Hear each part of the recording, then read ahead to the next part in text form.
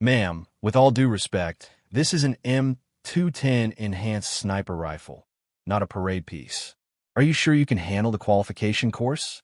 Perhaps you'd be more comfortable observing from the tower. The words, dripping with condescension, echoed across the high desert firing range. A ripple of nervous snickers went through the assembled group of young, eager soldiers. They looked from a new lieutenant, Davies, chest puffed out in his crisp, new uniform, to the woman he was addressing. She was of average height, her fatigues worn but immaculate, her face unlined by emotion. Her rank, sergeant, was clearly visible, yet Davies spoke to her as if she were a lost civilian who had wandered onto the base. She didn't respond. Her silence was not one of submission, but of profound, unshakable calm. She simply gave a slow, deliberate nod, her gaze fixed on the rifle case in front of her. But when the base commander, Colonel Vance, who was observing from the shade of a nearby Humvee, saw the way she placed her hands on the latches, a slow, reverent, and practiced motion, he leaned forward, a flicker of recognition in his old eyes. He had seen hands like that before, in places the history books would never mention. If you believe true strength is proven not by what you say, but by what you do, type competence below. Lieutenant Davies, basking in what he perceived as a successful assertion of his authority, continued his pompous lecture. He gestured toward the distant targets, shimmering like ghosts in the heat haze nearly 1,000 meters away. This isn't just about hitting a target, Sergeant. It's about demonstrating a command of ballistics, windage, Coriolis effect. It's a science. We can't afford to waste ammunition or range time on familiarization. The insult was clear, implying she had never even seen such a weapon before.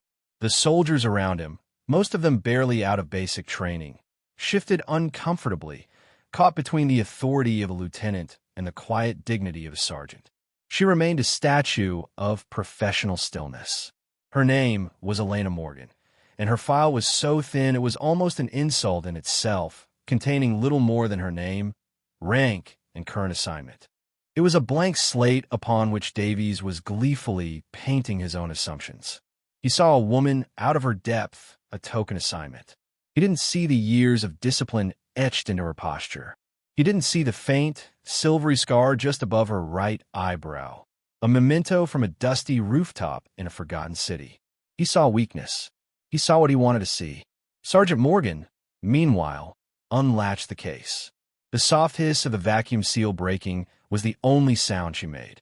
Inside, nestled in custom-cut foam, lay the M210, its composite stock and advanced optics looking like a sleeping predator. Her movements were economical, a masterclass in efficiency, as she lifted the rifle, her hands treating it not as a tool, but as an extension of her own will. The exercise began. It was a complex qualification designed to test the limits of both marksman and machine. The targets were reactive, programmed to appear in unpredictable sequences, simulating the chaos of a real engagement. Davies, using a powerful set of binoculars, called out corrections and critiques from the command post, his voice a constant, grating presence over the range radios. "Shooter 1, you're pulling your shots. Control your breathing," he barked. "Shooter 2, you're slow on target acquisition, speed, and aggression." He was a conductor of an orchestra he couldn't play in, a critic of a language he didn't truly speak. Sergeant Morgan was last in the rotation. She lay prone, the rifle settled into the pocket of her shoulder, as if it were molded there.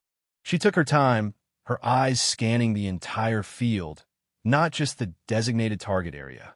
She was reading the wind, not by the flags, but by the dance of dust devils on a distant ridge, the sway of a single, stubborn weed. Then, a sharp crackle over the radio. "Hold fire. Hold fire. We have a malfunction on target Bravo 7. A collective tension seized the range. The Bravo 7 target, a steel silhouette representing a hostile, had failed to drop after being hit. Worse, a secondary mechanism had triggered an error, raising a no-shoot target, a white silhouette representing a civilian or hostage, directly in front of it, leaving only a sliver of the hostile visible. Davies' voice, for the first time, held a note of panic. I say again, all shooters hold fire. Cease engagement. Range is foul. The exercise was over. A catastrophic, embarrassing failure for the lieutenant on his first day in charge. The silence on the range was absolute, broken only by the whistling wind and the frantic, useless commands from Davies. Range control, what's your status on resetting Bravo 7? This is unacceptable, he yelled into his handset. But Sergeant Morgan had not moved. I was still pressed to the optic. To everyone else, the problem was a ruined training scenario. A technical glitch. But Morgan saw something else. She saw a problem that needed solving. Her training, forged in crucibles Davies couldn't imagine, saw only the geometry of the situation. The hostage, the threat, the impossibly small window, the distance, the wind. She didn't ask for permission. She didn't wait for an order.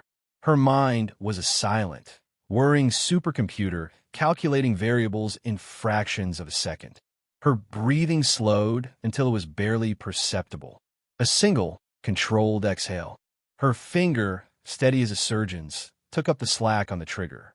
The world narrowed to the circle of light in her scope, to the sliver of dark steel visible past the edge of the white silhouette.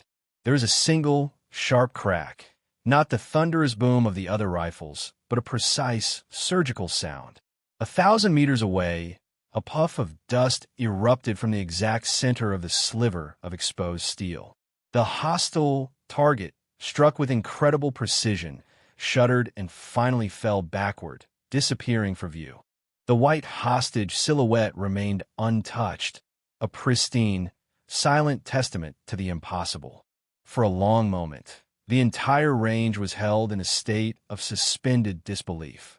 Then, Davies' voice, a strangled whisper over the radio. That's not possible. Colonel Vance pushed himself off the hood of the Humvee. He walked slowly, deliberately, onto the now silent firing line. He ignored the stunned lieutenant and the wide-eyed soldiers. He walked directly to the prone figure of Sergeant Morgan, who was already methodically clearing her weapon, her movements as calm and unhurried as they had been all morning. She had not looked up to admire her shot. She did not seek praise. The task was complete. That was all that mattered. The colonel stopped a few feet behind her, his shadow falling over her position. "Sergeant," he said, his voice a low rumble of authority that cut through the lingering shock. She finished her procedure, placed the rifle gently on its bipod, and rose to her feet, turning to face him. She stood at attention, her expression neutral. "Sir," she replied. It was the first word she had spoken all day. The colonel looked at her, then at the rifle, then back at her. He saw past the unassuming face, past the clean uniform. He saw the ghost of a legend he had only heard about in hushed briefings at the highest levels of command. "Lieutenant Davies," Vance called out, his voice sharp now, cracking like a whip. "Give me Sergeant Morgan's full, unredacted service record." Now Davies, pale and shaken, fumbled with his radio, his arrogance completely stripped away, replaced by a dawning, terrifying sense of dread. He had not just misjudged a soldier. He had desecrated a sacred space he didn't even know existed. He had stood on the shoulders of a giant and tried to teach her how to walk. The lieutenant returned minutes later, holding a tablet with trembling hands. He avoided Morgan's gaze, handing the device to Colonel Vance. The colonel didn't look at it immediately. He first turned to the assembled soldiers, who were now gathered in a semicircle, their faces a mixture of awe and confusion. "You are all witnesses today," Vance began, his voice carrying across the range. "You witnessed an act of extraordinary skill. But more than that, you witnessed a failure of judgment, a failure to see past a uniform and a gender to the professional within." He looked directly at Davies, who flinched as if struck. Then, Vance looked down at the tablet. The screen glowed, illuminating his weathered face. He began to read, his voice clear and authoritative, each word landing like a hammer blow. "Name, Elena Morgan. Rank, Sergeant First Class." A murmur went through the crowd. Her sleeve only showed Sergeant. "Special qualification, Master Sniper, United States Army Special Operations Command." Another gasp. Unit classification, Tier 1. Mission history, classified. Combat deploiement, 11. Confirmed engagements, classified. Awards and decorations, he paused, taking a breath. Distinguished Service Cross. Silver Star with 2 oak leaf clusters. Bronze Star with V for Valor. Purple Heart. He let the weight of those words settle. Then he looked up from the tablet, his eyes locking onto Morgan's. He stood up straighter, his posture shifting from that of a base commander to that of a soldier paying respect to a peer. He raised his hand in a slow, perfect salute. "Ma'am," he said, the word filled with a reverence that stunned everyone present. "My apologies for my lieutenant's ignorance. It will be corrected." The story of Sergeant Morgan's shot spread through the base like a shockwave. It started with the soldiers on the range, their hushed, awestruck whispers in the barracks that night. "Did you see it? Through the gap. 1,000 meters." It moved to the chow hall, where NCOs who had seen it all traded knowing glances. They called it the Morgan shot, or threading the needle. It jumped to the digital world, to secure forums and message boards where operators from different units discussed the almost mythical feat. The details became exaggerated, as all legends do. The distance grew to a mile. The wind became a hurricane. The gap she shot through, no wider than a credit card. But the core of the story remained true. A quiet, unassuming sergeant had performed an act of impossible precision, silencing a loud-mouthed officer and reminding an entire installation what true competence looked like. Her silence became her legend. She wasn't the operator who boasted of her skill. She was the one whose skill spoke for itself, in a single, deafening crack of a rifle. Her name, once buried in a thin, nondescript file, was now spoken with a mixture of fear and profound respect. The M210 she had used was returned to the armory, but the armorers treated it differently, tagging it with a simple note. SFC Morgan's rifle.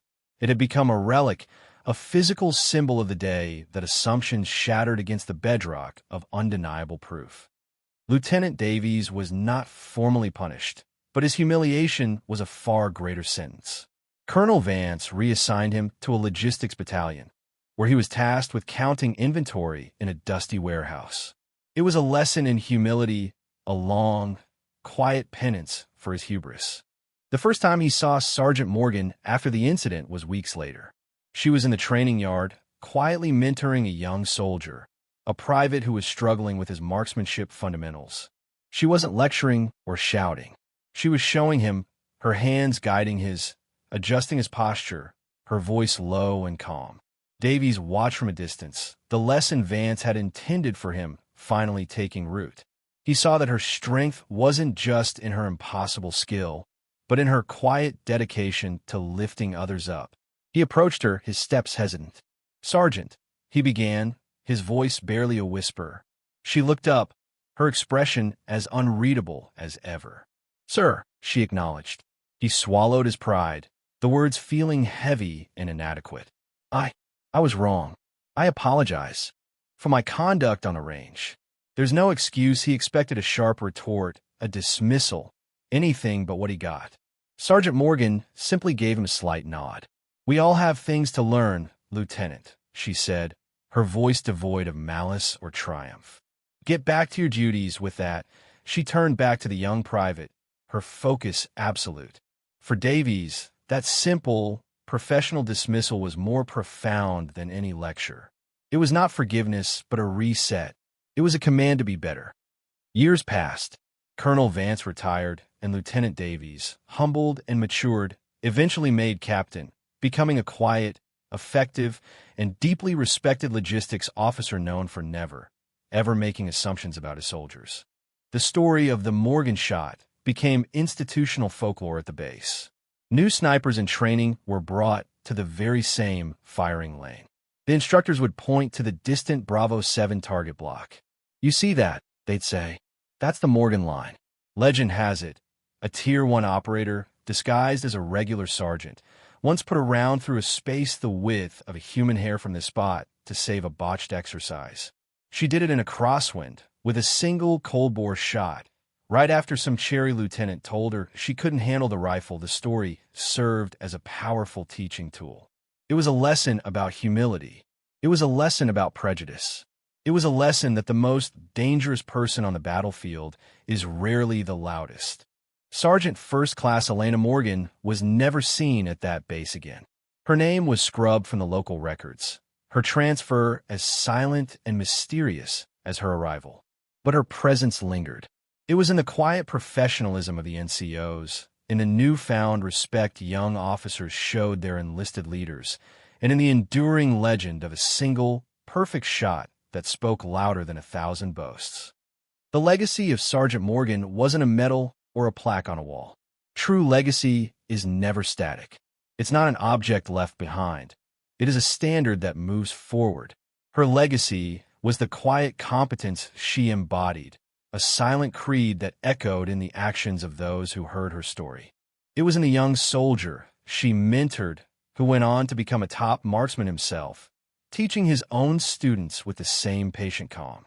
It was in the changed heart of a once arrogant captain who learned to measure worth by character, not by appearance. Her actions proved a timeless truth. Respect is not a right of rank or a product of a loud voice. It is a debt paid only by demonstrated excellence. Her silence was not emptiness. It was a deep reservoir of skill and experience, a quiet confidence that needed no announcement. She was a living reminder that in the moments that matter most, when chaos reigns and lives are on the line, the world doesn't listen to boasts. It holds its breath and waits for the calm, quiet professional to act. For more stories where quiet competence triumphs over loud arrogance and where silent strength defines their worth, subscribe to Unknown Heroine Stories.